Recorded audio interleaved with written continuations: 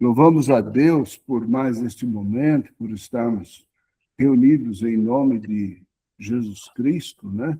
Louvamos a Deus porque aquilo que nos move em diversos lugares, em diversos momentos, em diversas situações, e neste momento, né, é o Espírito Santo de Deus, né? Então, que o Espírito Santo de Deus continue movendo os nossos corações, continue movendo as nossas mentes, continue movendo o coração e a mente do Dequinha e possa ele ser usado grandemente nesse momento pelo Espírito Santo de Deus. Deus te abençoe, Dequinha.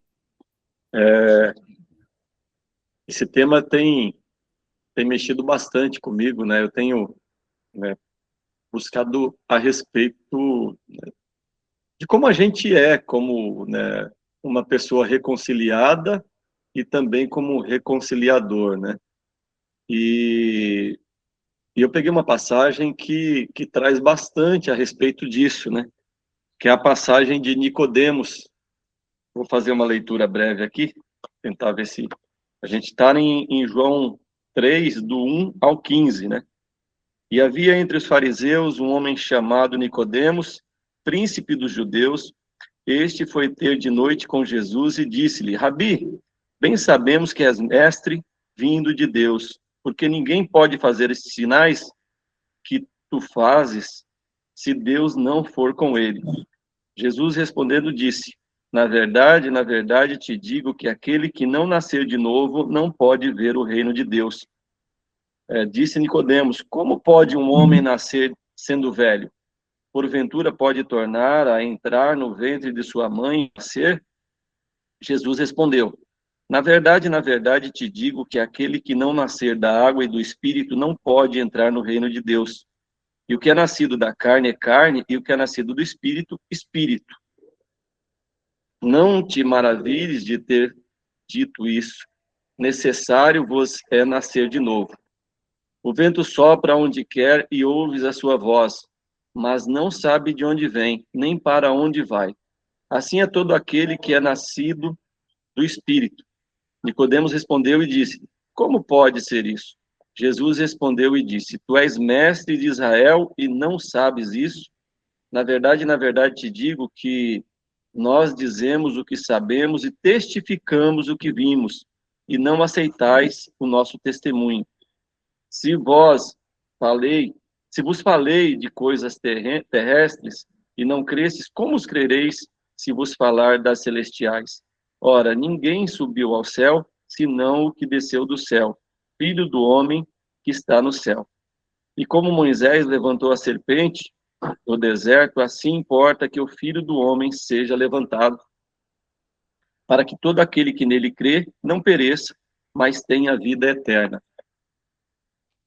Eu estava olhando isso, né, gente, e uma das coisas que me fez refletir nessa mensagem é que aqui a gente tem uma pessoa, né, igrejada, né, experiente, né, um currículo, como que a gente pode dizer, né, tem um currículo maravilhoso de igreja, né, para a época e tudo mais, tem um currículo maravilhoso de igreja. E só que essa experiência, essa coisa madura nele, ele não poderia mostrar para aqueles que assiste, para aquele que o acompanha, não poderia mostrar essa necessidade dele com relação às coisas de Deus. E aí foi se encontrar com Jesus no escuro, né? Isso traz um pouco de, né? O maduro que tem dúvidas e acaba se escondendo, né? Acaba entrando numa religiosidade que acaba escondendo essa necessidade, né? Então, você pega ele chega elogiando Jesus, olha, não é possível que outro faça, a não ser que seja de Deus e tudo, mas Jesus nem aceita o elogio, né? Já vai cortando logo, já vai dando o diagnóstico para ele. Olha, do jeito que você está, não tem a menor possibilidade de me compreender, né? E aí ele vai direto ao ponto, né? Você precisa nascer de novo, né?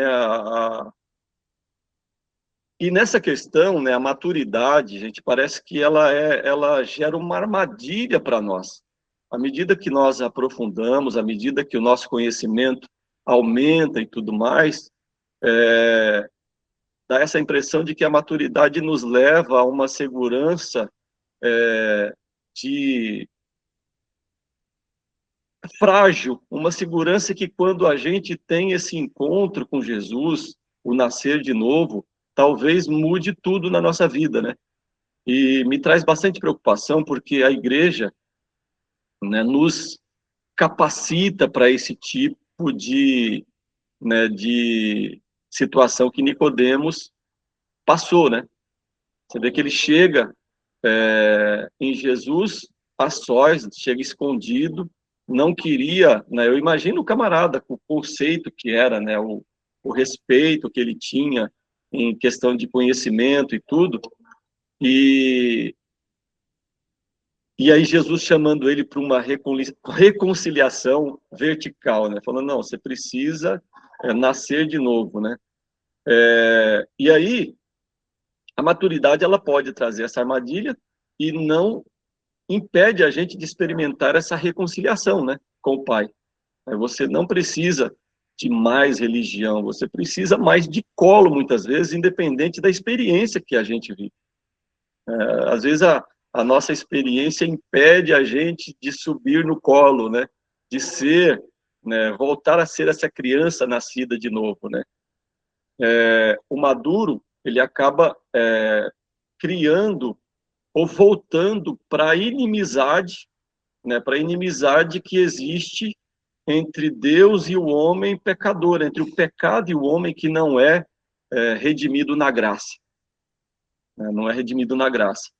E se você pensa, Nicodemos, ele tinha um problema que achava que tinha a ver com pecado, né? Eu acredito que na cabeça dele a questão da lei era, olha, se Jesus me mostrar como me retrato com questão do pecado, eu tô quites, eu pago, eu dou um jeito de acertar isso e tá tudo bem, né? Mas na verdade não tinha a ver com o pecado, tinha a ver com a inimizade que existia, né? Porque Jesus não estava nisso. Então, existia uma inimizade entre ele e Deus e precisava ser consertada essa inimizade.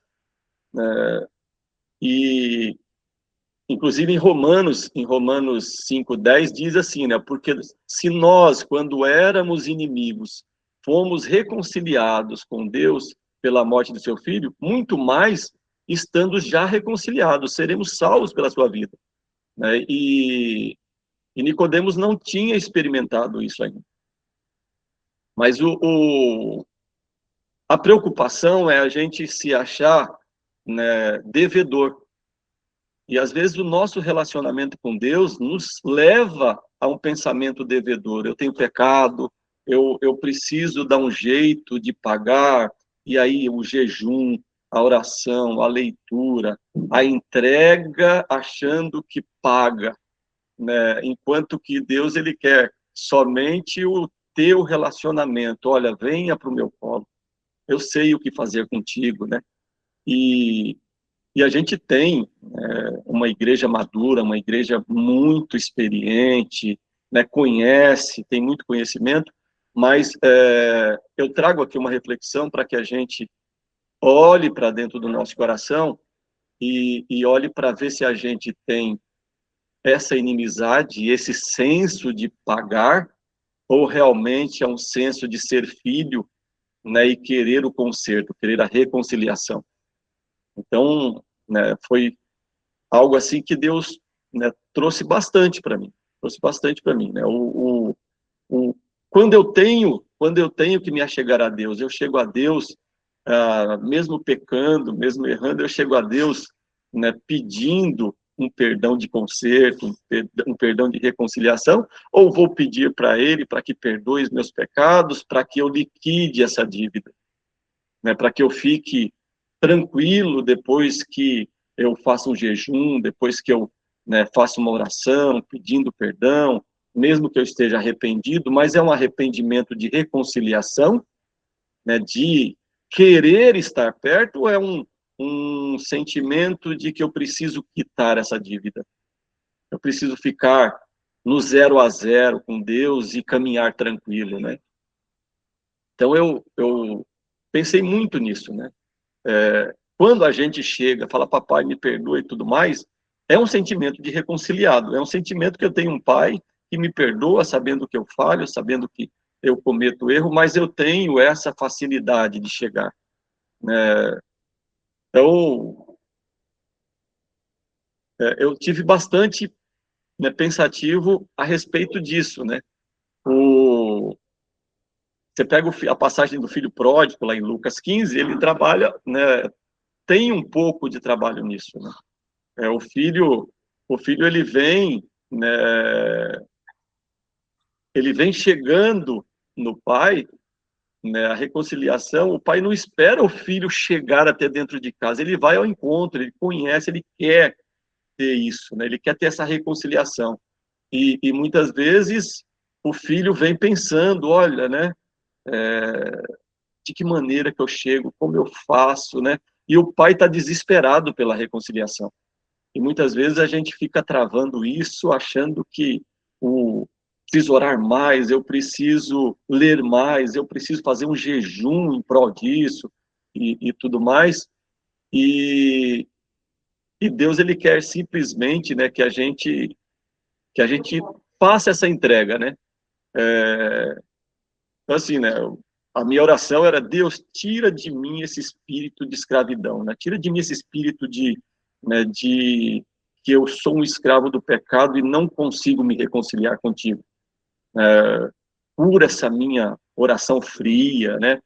Dá-me uma ousadia para eu ir para o teu colo, né? Então, eu tenho pedido muito a Deus, me tira dessa guerra de sentimentos, né? Tira disso. Então, eu trouxe aqui para a gente refletir realmente, olha, minha reconciliação com Deus é pedir colo para Ele e falar, olha, me socorre, eu estou do teu lado, né? Eu quero muito mais do que isso. Então, para que a gente possa trabalhar nessa reconciliação vertical entre nós, eu e Deus, né? E pensar a respeito disso. Né? O quanto Deus quer o teu particular, não precisa ser na multidão, pode ser à noite, mas olha, chega, né? Fala, chega. Não é questão de pagar. Não é questão de pagar, é questão de relacionamento mesmo. Então é isso, meus irmãos. Eu trouxe para que a gente pense nisso.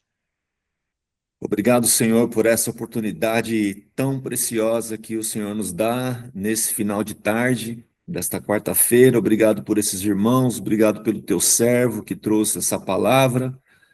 Senhor, o que nós te pedimos é esse coração reconciliador, que é o teu coração, que isso já está na tua natureza, Senhor, que nós possamos ter isso em nós, Senhor. E que também a gente, nesse espírito de reconciliação, também não tenhamos, ó Deus, esse olhar crítico também por aqueles que não têm conseguido alcançar este processo de reconciliação, mas que possamos ajudar os nossos irmãos nisso, Senhor. Obrigado por tudo até aqui. Fica conosco, com cada casa, com cada mesa que será agora aí juntada no jantar. Senta com cada um de nós, fica conosco em nome de Jesus.